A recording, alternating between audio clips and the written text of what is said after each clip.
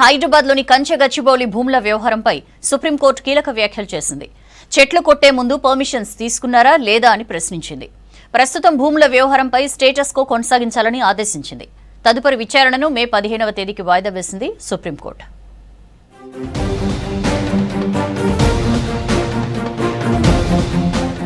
హైదరాబాద్ లో కంచగచ్చిబౌలి భూముల వ్యవహారంపై సుప్రీంకోర్టులో విచారణ జరిగింది. జస్టిస్ బిఆర్ గవాయ్ నేతృత్వంలోని ధర్మాసనం విచారణ చేపట్టింది. ఈ సందర్భంగా సుప్రీంకోర్టు కొన్ని కీలక వ్యాఖ్యలు చేసింది. చెట్లు కొట్టేసే ముందు 1996లో సుప్రీంకోర్టు ఇచ్చిన మార్గదర్శకాల ప్రకారం పర్మిషన్స్ తీసుకున్నారా లేదా అనే విషయాన్ని స్పష్టంగా చెప్పాలని జస్టిస్ బిఆర్ గవాయ్ ప్రశ్నించారు. అనుమతులు లేకుండా చెట్లు కొట్టేసినందుకు సీఎస్ సహా సంబంధిత అధికారులు జైలుకు వెళ్లాల్సి వస్తుందని హెచ్చరించారు. 100 ఎకరాలను ఎలా పునరుద్ధరణ చేస్తారో చెప్పాలన్నారు.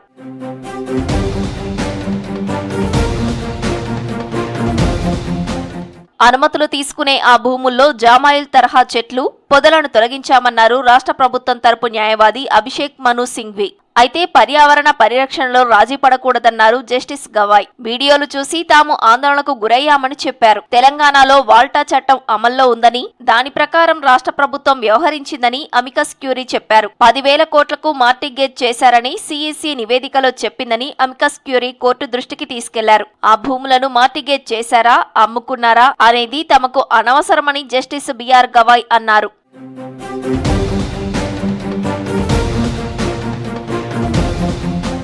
చెట్ల నరికివేతను సమర్థించుకోవద్దన్నారు జస్టిస్ గవాయ్. అయితే అన్ని పనులు ఆపివేస్తామని, భవిష్యత్తులో పునరావృతం కాకుండా చూసుకుంటామని ప్రభుత్వం తెలిపింది. ఫేక్ వీడియోస్ తో తప్పుడు ప్రచారం చేశారని చెప్పింది. మినహాయింపులకు లోబడే కొన్ని చెట్లను తొలగించామని వివరించింది. విచారణ సందర్భంగా భూముల తాకట్టు అంశం ప్రస్తావనకు వచ్చింది. అయితే దీనితో తమకు సంబంధం లేదన్నారు జస్టిస్ గవాయ్. కేవలం నరికిన చెట్లను ఎలా పునరుద్ధరిస్తారన్నదే తమకు ప్రాధాన్యమని చెప్పారు.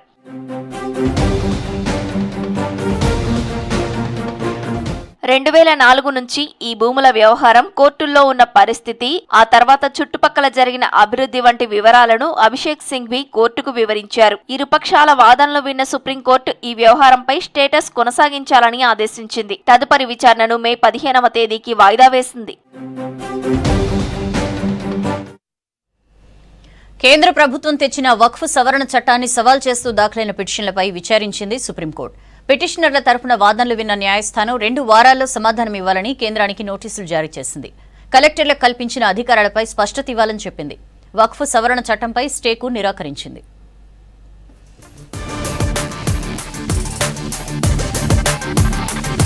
వక్ఫ్ సవరణ చట్టం 2025 రాజ్యాంగబద్ధతను సవాల్ చేస్తూ సుప్రీంకోర్టులో దాఖలైన పిటిషన్లపై విచారణ జరిగింది. ప్రధాన న్యాయమూర్తి జస్టిస్ సంజీవ్ ఖన్నా నేతృత్వంలోని 3 సభ్యుల ధర్మాసనం వాటిని విచారించింది. కేంద్రం కేవియట్ పిటిషన్ వేయడంతో ఇరువైపులా వాదనలను chief justice Sanjiv Khanna, justice Sanjay Kumar, justice K V విశ్వనాథన్లతో కూడిన త్రిసభ్య ధర్మాసనం విచారణ జరిపింది. ఈ సందర్భంగా వక్ఫ్ పై సుప్రీంకోర్టు సీజేఐ సంజీవ్ ఖన్నా కీలక కామెంట్స్ చేశారు.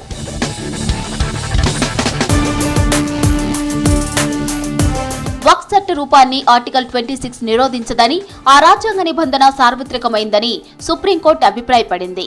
అందరికీ వర్తించే ఈ నిబంధన లౌకికమైన స్వభావాన్ని కలిగి ఉందని చెప్పింది. అలాగే కేంద్రానికి పలు ప్రశ్నలు సంధించింది. 100 ఏళ్ల నాటి ఆస్తులకు పత్రాలు ఎక్కడి నుంచి వస్తాయని అడిగింది. వక్ఫ్ చట్టంపై ఆందోళనలో హింస జరగడం చాలా బాధాకరమంది. పిటిషనర్ల తరపు న్యాయవాది కపిల్ సిబల్ సుప్రీంకోర్టులో వాదనలు వినిపించారు. ఈ చట్టం జాతీయ స్థాయి పరిణామాలను కలిగి ఉందని, ఈ పిటిషన్లను హైకోర్టుకు రిఫర్ చేయొద్దని మరో సీనియర్ న్యాయవాది అభిషేక్ సింఘ్వి కోరారు. వక్ఫ్ బై యూజర్ అనేది ఎప్పటి నుంచో అమల్లో ఉన్న పద్ధతి అని మరో న్యాయవాది హుజైఫా అహ్మదీ చెప్పారు. गैर मुस्लिम रखने का प्रावधान है उसको सुप्रीम कोर्ट शायद खत्म करने जा रहा है. वक्फ बाय यूजर जो एक प्रिंसिपल ले डाउन हुआ था बाबरी वाले केस में कि अगर कोई आदमी दान देता है अपनी जमीन कब्रिस्तान को किसी चीज के लिए तो उसको क्वेश्चन नहीं किया जाएगा. जो यूज कर रहा है उसका अधिकार होगा, उसको सरकार ले नहीं सकती. కేంద్ర ప్రభుత్వం తరపు వాదనలు వినిపించిన solicitor general Tushar Mehta JPC ద్వారా సంపూర్ణంగా అన్ని వర్గాలతో చర్చలు జరిపామన్నారు. వక్ఫ్ అనేది కేవలం చారిటీకి సంబంధించినది మాత్రమే అని, హిందూ ధార్మిక సమస్యలను కూడా ప్రభుత్వాలు నిర్వహిస్తున్నాయని కోర్టుకు వివరించారు. कि हम वक्फ बाय यूजर को रिटेन करेंगे इंट्रीम जब तक इसकी पूरी सुनवाई न हो जाए, यानी इंट्रीम ऑर्डर इस तरह का करने जा रहे हैं. दूसरी चीज क्या थी इसमें कि जो नॉन मुस्लिम को आपने इंक्लूड किया उसको भी हम स्टे करेंगे। अभी ये इंट्रीम ऑर्डर के ऊपर बात चल रही है, फुल्ली इनको एग्जामिन किया जाएगा सारी चीजों को। अब ऑनरेबल सुप्रीम कोर्ट इसको खुद एग्जामिन करेगी या किसी दूसरे हाई कोर्ट को रेलीगेट करेगी, ये ऑनरेबल सुप्रीम कोर्ट ने कल डिसाइड करके बताना है। लेकिन ये जो दो चीजें हैं, दो प्रावधान जो मेन है, ये जो भी कुछ होगा सुनवाई के लिए रखा जाएगा या दूसरी कोर्ट में जाएगा। ये ऑनरेबल सुप्रीम कोर्ट ने जो आज अपना माइंड दिया है उसके मुताबिक ये दोनों प्रावधान को स्टे करने के बाद दिया जाएगा। మరోవైపు ప్రభుత్వం ఏర్పాటు చేసిన సంయుక్త పార్లమెంటరీ కమిటీ వక్ఫ్ బిల్లుపై విస్తృత చర్చ జరిపిందని కేంద్రం కోర్టుకి తెలిపింది. ఆ తర్వాత విచారణను కోర్టు ఈ నెల 17వ తేదీ గురువారానికి వాయిదా వేసింది. ఈ మధ్య పార్లమెంట్ ఆమోదం పొందిన వక్ఫ్ సవరణ చట్టం ఏప్రిల్ 8వ తేదీ నుంచి అమల్లోకి వచ్చింది. రాష్ట్రంలో 27,000 కోట్లు పెట్టుబడులు పెట్టేందుకు టీజీ రెడ్కోతో 2 కంపెనీలు కీలక ఒప్పందాలు చేసుకున్నాయన్నారు డిప్యూటీ సీఎం భట్టి విక్రమార్క. తమ విద్యుత్ పాలసీ చూసే రాష్ట్రానికి పెట్టుబడులు వస్తున్నాయని చెప్పారు. యువత ఆర్థిక అభివృద్ధికి బ్యాంకర్లు సహకరించాలని భట్టి సూచించారు. బీఆర్ఎస్ బీజేపీ తీరుపై ఫైర్ అయిన మంత్రులు ఆ 2 పార్టీలు అప్రజాస్వామికంగా వ్యవహరిస్తున్నాయని అన్నారు.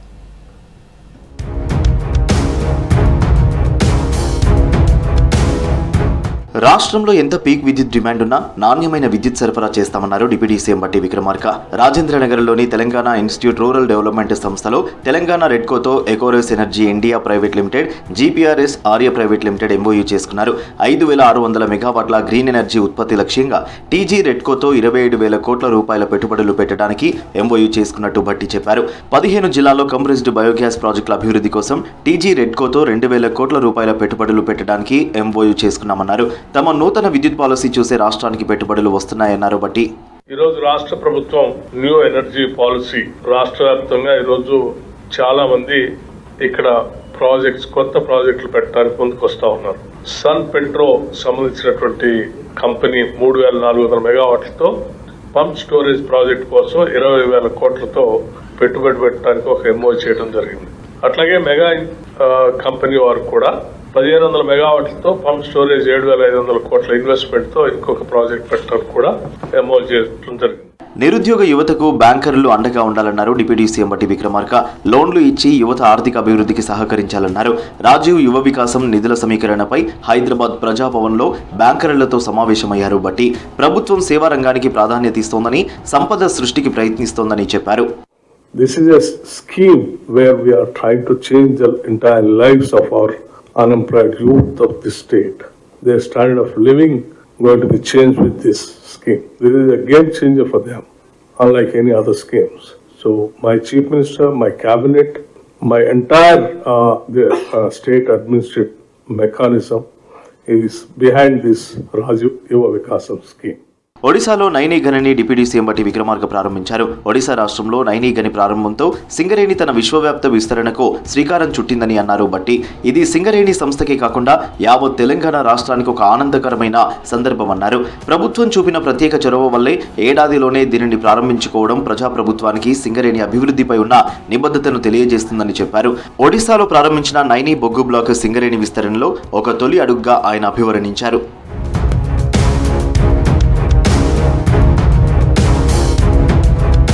ప్రభుత్వాన్ని గద్దెదింపుదామని బీఆర్ఎస్ మొదటి నుంచి అంటుందన్నారు శ్రీధర్ బాబు. చిట్చాట్లో ఆసక్తికర విషయాలు పంచుకున్నారు. అప్రజాస్వామికంగా వ్యవహరించడం బీఆర్ఎస్ కు అలవాటేనని చెప్పారు. రాజకీయ దురుద్దేశంతోనే మనీ లాండరింగ్ కేసులో ఛార్జిషీట్ దాఖలు చేశారని చెప్పారు. కంచగచ్చిబౌలి భూముల విషయంలో తప్పుడు పోస్టులను నమ్మి కేంద్ర మంత్రులే పోస్టులు పెట్టారని అన్నారు. హెచ్సియు భూముల్లో ఏనుగులు ఉన్నాయో లేవో కిషన్ రెడ్డి చెప్పాలన్నారు శ్రీధర్ బాబు.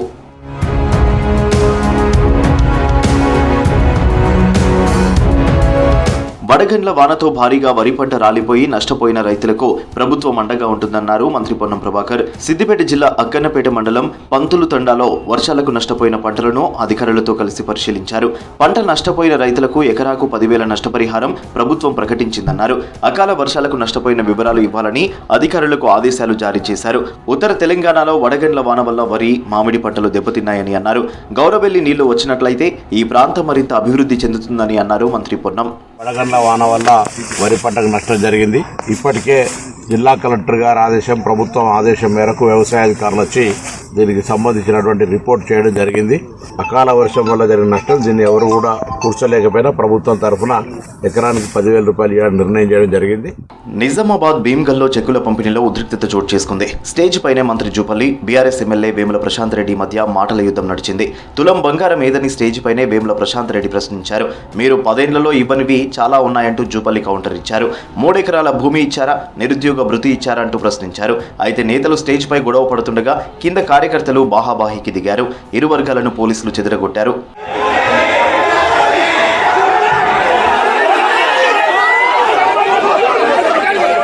భూ సమస్యలు లేని తెలంగాణ లక్ష్యంగా భూభారతి చట్టం పనిచేస్తుందన్నారు మంత్రి పొంగులేటి శ్రీనివాసరెడ్డి.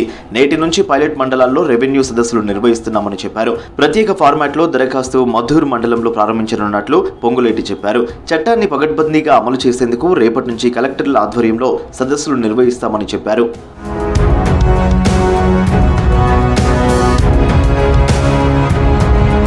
రాష్ట్ర ప్రభుత్వం ప్రవేశపెట్టిన గద్దర్ తెలంగాణ ఫిల్మ్ అవార్డుల నామినేషన్లను నిష్పక్షపాతంగా పరిశీలించాలని జ్యూరీ సభ్యులకు ఎఫ్డీసీ చైర్మన్ దిల్ రాజు సూచించారు. వ్యక్తిగత కేటగిరీల్లో 1172 నామినేషన్స్ వచ్చాయి. ఈ నెల 21 నుంచి స్క్రీనింగ్ చేయనున్నారు జ్యూరీ సభ్యులు.